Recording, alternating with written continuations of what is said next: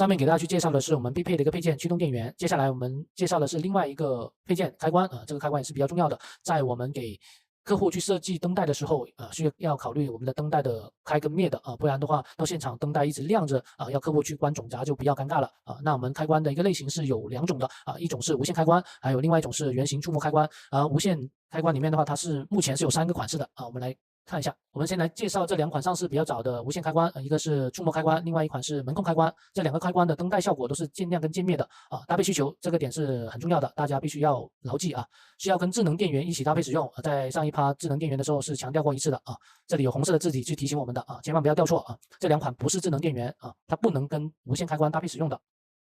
第二个注意的点重要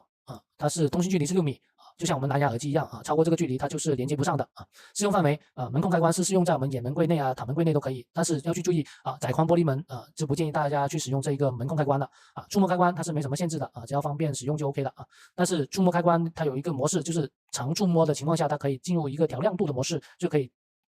调我们的灯带的亮度这是触摸开关独有的然后下面这一款是最近新上的一款人体感应开关样子是长这个样子的，它只有这个感应器在这里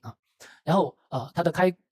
关效果就是渐亮跟渐灭的灭的话就是约30秒左右就会熄灭搭配需求一样的，需要跟我们智能电源一起搭配使用的，通信距离也是6米这个就是它的一个感应距离大家可以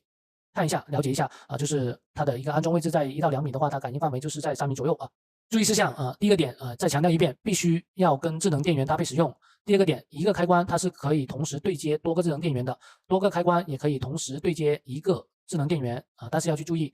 感应开关跟触摸开关或者说门控开关不能同时连接同一个智能电源，也就是说它这个多个开关是指同类型的不同类型的话是不能的不能同时连接一个智能电源的。第三个点3个开关的话，它的应用场景是不一样的需要注意一下它的开关类型的一个选择，特别是门控开关没有门的情况下，不要配一个门控开关过去第4个点对开门内如果说没有立格板的话，配一个门开关就行了因为正常情况下我们的门控开关是有2个感应器的，如果说没有立格板一个就行了，如果说立格板那需要配2个门控开关。第5个点人体感应开关是不适用于这个电源检查还有一键匹配的这个功能的因为这个是最近软件有的这个功能如果说我们没配或者说不匹配的话，它会有这个检查提醒功能的它这个感应开关是不适合用在这一个里面的你按智能它配的就是前面那2款开关而已就是那个门控开关或者是触摸开关，它配不了这个感应开关的如果说你需要这个感应开关的话，就需要把你不需要的触摸开关或者说门控开关删掉，再来去配这一个感应开关。第6个点就是需要跟客户确认清楚这个开关效果来选择这一个开关的数量，还有一个智能电源的一个数量这个怎么去理解？这里也是跟大家去简单的举个例子。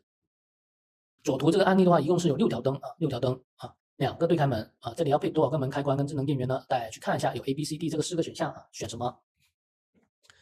我们首先要排除一下2个对开门配1个门开关肯定是有问题的嘛，那我们排除 A 跟 C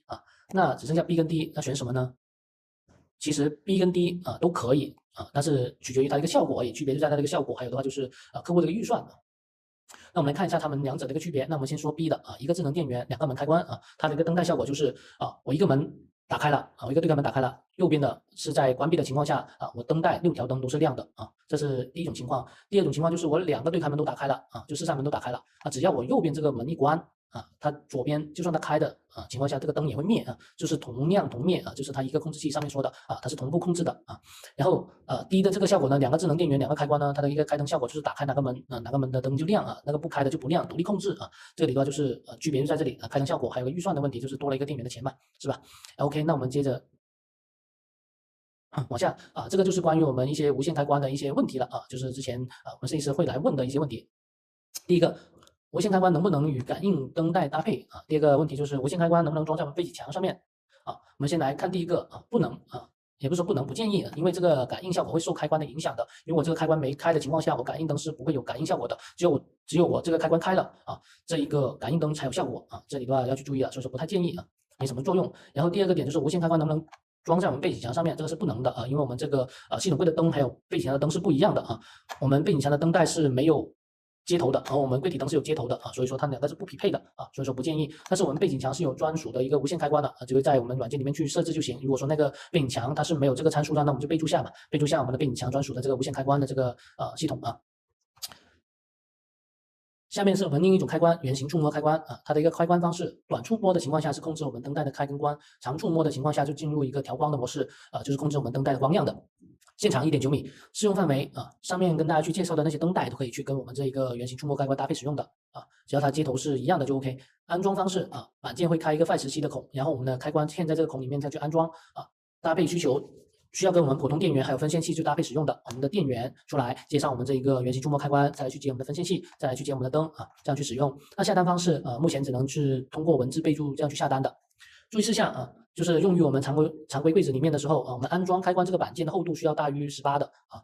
然后还要考虑它的一个开关走线的一个问题一般来说如果说用在我们的背板上面的话背板换18的，然后背板前一个10mm 就足够这样去走线了。但如果说我们的开关是想装在我们侧板上面的，那这个时候就要考虑这个走线的问题了。那如果说我这边是靠墙加了一个封板这个时候那就不用去考虑走线，因为我已经有一个封板的厚度这样去走线了那如果说我这边是靠柜子靠柜子不是靠墙的，那这个时候我们就需要考虑怎么去走线了。那可以的话我们也是可以在我们这一个靠柜子侧板的这一个外侧去开一个槽开个线槽这样去走线，走到我们背板后面再来接我们的灯这样去走线。然后第三个开关这个孔位尺寸还有这个位置建议大家是在我们软件里面设置好就在我们高级定制那里自己开好位置定好，避免到现场我们师傅再来去确认位置然后第4个点一个电源它是可以接多个开关的取决于我们这个接口的数量4个口的还是8个口的，它可以接那个8个开关4个开关都可以然后一个分线器它是有6个接口的也是它最多可以接6条灯，但是总功率是不能大于我们这个电源的功率嘛